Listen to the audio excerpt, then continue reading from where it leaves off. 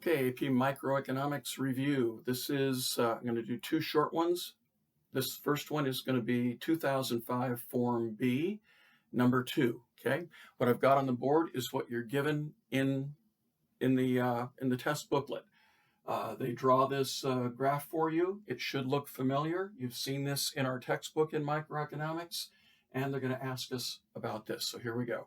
The graph above shows the short-run cost structure of a firm in perfectly competitive industry. So this is for an individual firm.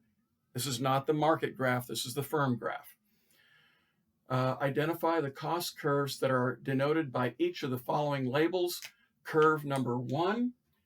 Curve number 1 here is the Nike swoosh. So this is A1. Curve 1 is the marginal cost curve, MC curve. Okay, I think it'll be fine to put MC curve, write out marginal cost if you want. Curve 2, this one up here. Well, that's the higher of the two. That's going to be the smiley face, so that's the ATC curve. Curve 2 is the ATC, average total cost. Curve 3 is below that. That was the AVC, right? Okay, so curve 3 here is the average AVC, average variable cost, AVC. All right, that was easy. B, explain why curve 1 does each of the following as output increases. Why does it initially decrease? Why do average costs decrease for a while? Remember that that's because of remember the law of diminishing returns? So initially we have increasing returns to scale. So the answer key says 1 point is earned for correct explanation of increasing marginal returns.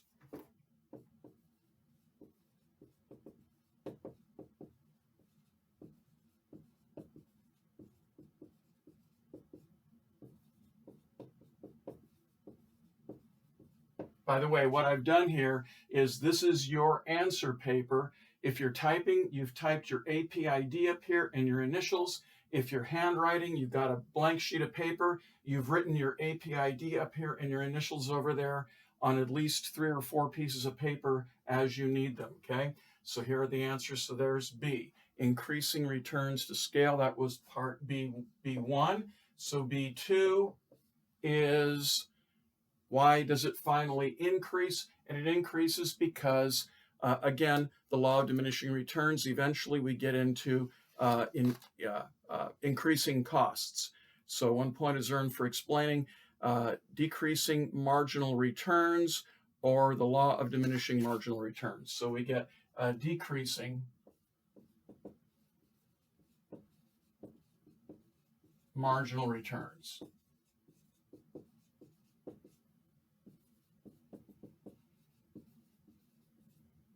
Okay, part C.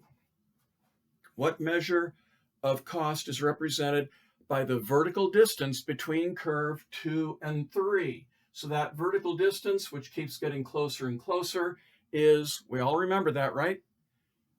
It's the average fixed cost, okay? Average fixed cost. What measure? Yeah, average fixed cost. AVC, AFC, I'm sorry, AFC, average fixed cost. I'd write that out, especially if you're typing. Average fixed cost. And E, using the letters on the graph.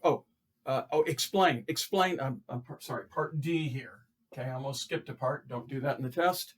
Explain why the vertical distance between curve 2 and 3 decreases, and that's because the fixed cost is spread out over more units. Okay, so the fixed costs, I put plural there, is spread out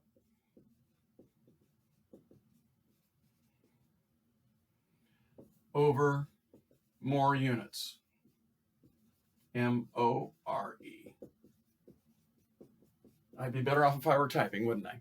All right. Part E, using the letters on the graph, identify 2 points on the firm's short-run supply curve. This is an important bit of review here. So the short-run supply curve is the marginal cost curve. MC is the supply curve, but it's only the supply curve above curve 3 here, the AVC. This portion of it down here, remember I used to do this on the board all the time when we were doing micro? That is a dashed line now. That's not actually part of the short-run supply curve. So point J would be a wrong answer. It's point K and L. So E, point K, and point L are on the firm's short-run supply curve. Got it? All right, I'm going to switch over to the second question here. Okay, here we go with the second part of question number 1. This is taken from 2006, question number 2. I hope you've clicked on the link and you've got it in front of you. Here's the table of numbers that they give us in the question, and let's get started. The table above gives the short-run total cost function of a typical firm in a perfectly competitive industry. What is the dollar value of the firm's total fixed cost? So when they make 0 units, they have $20 of cost. That's not variable cost. They haven't made any units yet. That must be the cost before they produced even a single unit. So that's the total fixed cost. So A is $20. They don't ask you to explain. B, calculate the marginal cost of producing the first unit of output. B. So the first unit of output costs $7. This is the marginal cost column now. So the first unit there is $7. They don't ask you to explain. Part C, if the price the firm receives for its product is $20, indicate the firm's profit maximizing quantity of output and explain how you determined your answer. All right, so we have to get the rest of the marginal cost column here because we know that we want to set price equal to marginal cost. So here we've got 27 to 38, that's 11. 38 to 53, that's 15. 53 to 72, that's 19. 72 to 95, that's 23. And 95 to 122 is 27, I think. Okay, anyway, so at $20, okay, part C, they're earning $20 for their output. 19 is less than 20, 23 is over 20, so they're going to make 4 units of output. Okay, 4 units. If the price indicate the firm's profit maximizing quantity of output, explain how you determined your answer. So this is because $19 marginal cost is slightly less than the marginal revenue, which is $20. Okay, and not over. So how did they want you to state it? They say 1 point is earned for explaining that marginal revenue is greater than marginal cost for all units until the 5th unit. So all units 4 or less. And then direct calculation, you could also go that route, total revenue and total cost. And that's going to be important in the next part here. Let me show you. Part D. Given your result in Part C, explain what happens to the number of firms in the industry in the long run. So we know that if total cost equals total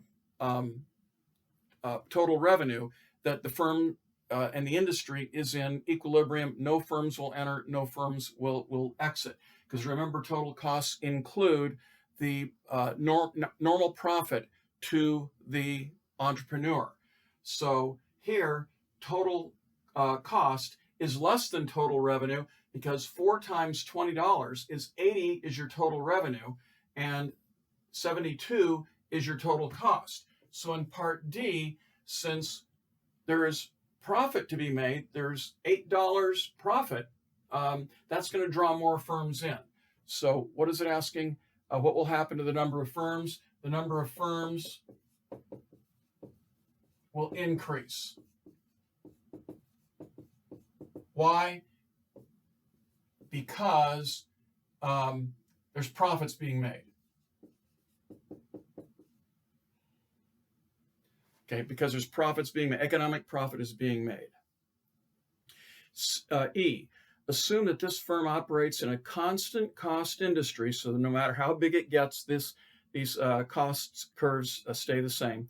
If the government imposes a per unit tax of $2, indicate what will happen to the firm's profit maximizing output in the long run. So if the government taxes $2 per unit, then this total cost changes a little bit, okay? Total cost with the per unit tax. So 127 is now going to be 29. 2 units, that's $4 extra. That'll now be 42. 6 extra dollars, this will now be total cost of 59. 53 plus $6 is 59. For 4 units, that's $8 tax. 72 plus 8 is going to be 80. And we can stop right there because now we're in a situation where total revenue is going to be 80, total cost is going to be 80, and so there is going to be no change in the firm's decision.